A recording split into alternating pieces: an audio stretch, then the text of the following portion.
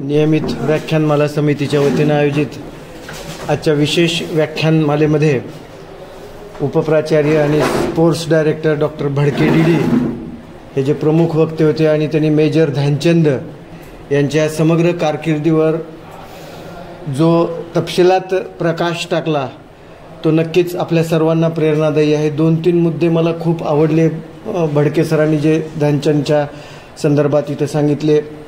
ध्यानचंद हे नाव फक्त मला वाटतं 7वी की 8वीला आम्हाला हिंदीमध्ये एक चॅप्टर होता ध्यानचंद हॉकी का जादूगार असं, तेवढ्यापुरतंच मर्यादित ध्यानचंदचं नाव माहिती होतं।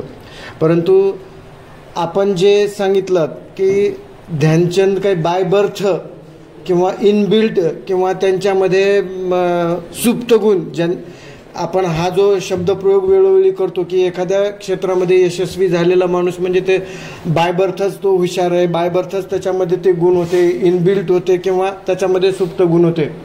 परंतु ध्यानचंदची कारकीर्द लक्षात घेतली तर 16व्या वर्षापासून तुम्ही म्हटल्याप्रमाणे आरंभी त्यांना त्याच्यामध्ये आवड नव्हती किंवा होती किंवा नव्हती ते न्यूट्रल होते, परंतु 16व्या वर्षापासून म्हणजे एक आयुष्यातला एक टप्पा टीनएजचा पूर्ण केल्यानंतर त्यांनी त्या फील्डमध्ये आले आणि तिथून त्यांनी जो करिश्मा दाखवला तो एवढा करिश्मा दाखवला की जग पादाक्रांत करायला निघालेल्या हिटलरला त्याच्या देशामध्ये त्या स्टेडियममधून त्यांनी बाहेर जायला भाग पाडलं। इतकी त्यांची हॉकीची स्टिक जादुई पद्धतीनं चालत होती। त्याच्यावर ब्लेम झाला काहीतरी तुम्ही म्हणालात मॅग्नेट बसवला असेल त्याच्यामुळे त्याचे गोल होतात वगैरे वगैरे, आणि प्रत्यक्ष पडताळणी केल्यानंतर अजिबात मॅग्नेट नाही किंवा काही नाही। म्हणजे ते त्यांनी जे फोकस त्या हॉकीवर केलेलं होतं, कॉन्सन्ट्रेशन जे हॉकीवर केलेलं होतं किंवा जिद्द चिकाटीच्या माध्यमातून तुम्ही म्हणजे ध्यानचंद हॉकीचे जादूगार कसे बनले हे अतिशय खूप छान पद्धतीनं आपण इथं वर्णन केलात।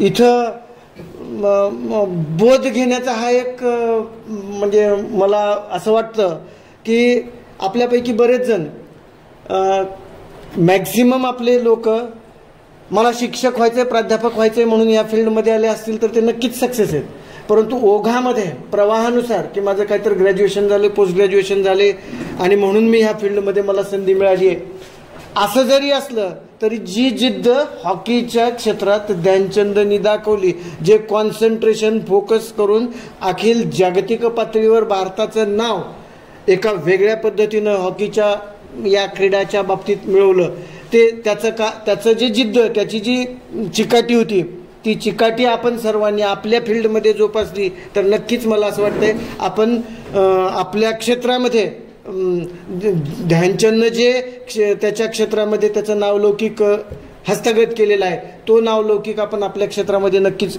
करू शकतो। आणि मला असं वाटतंय एवढ्या प्रतिकूल परिस्थितीमध्ये आपल्या इथे एवढ्या प्रतिकूल परिस्थितीमध्ये आपल्याला मैदानच नाही आहे तरी भडके सरचं खरंच कौतुक आहे की 5-6 वर्षापासून बॅडमिंटन आणि टेबल टेनिसमध्ये आपली मुलं म्हणजे त्याच्यामध्ये प्रत्येक ह्याच्यात बी झोनमध्ये किंवा ICTमध्ये ते आपलं विद्यापीठाच्या स्तरावरचं प्राईज मिळवत आहे।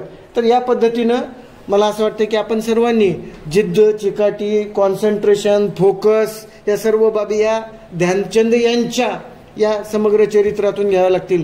आणि मला खरोखरच अभिमान आहे, मला खरोखरच गर्व आहे, आनंद आहे, समाधान आहे की सुट्टी डिक्लेअर केलेली असताना सुद्धा एवढे जिद्दी आणि चिकाटीचे सर्व प्राध्यापक वृंद आज इथं डिक्लेअर केलेली असताना अधिकृत म्हणजे एवढं आपण सगळे वाहून घेतलेले सर्व टीम माझ्या पाठीशी आहे। नक्कीच म्हणजे महाविद्यालयाचं नाव हे आपण जे ध्यानचंदनं मिळवलं त्या पद्धतीनं आपण आपल्या ह्या महाविद्यालयाचं नाव रोशन करण्याचा सर्वजण प्रयत्न करू।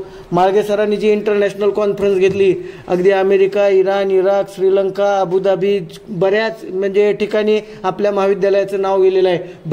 भलेही प्रासंगिक अडचणी आपल्या बऱ्याच असतील परंतु आपण मोठो आपला फोकस आपलं जिद्द आपलं कॉन्सन्ट्रेशन या पद्धतीनं ठेवलं तर नक्कीच ह्या बायपास करून म्हणजे ह्या सर्व अडचणी बायपास करूनही आपल्याला तिथपर्यंत जाता येऊ शकतं हेही ध्यानचंदच्या चरित्रातून लक्षात येईल, भडके सरांच्या कर्तृत्वातून लक्षात येईल। कालचा विद्यार्थ्याचा आपण सत्कार केला किंवा नुकतीच जी जिओग्राफी डिपार्टमेंटची जी कॉन्फरन्स झाली तेही आपल्याला लेटेस्ट ताजं उदाहरण आहे.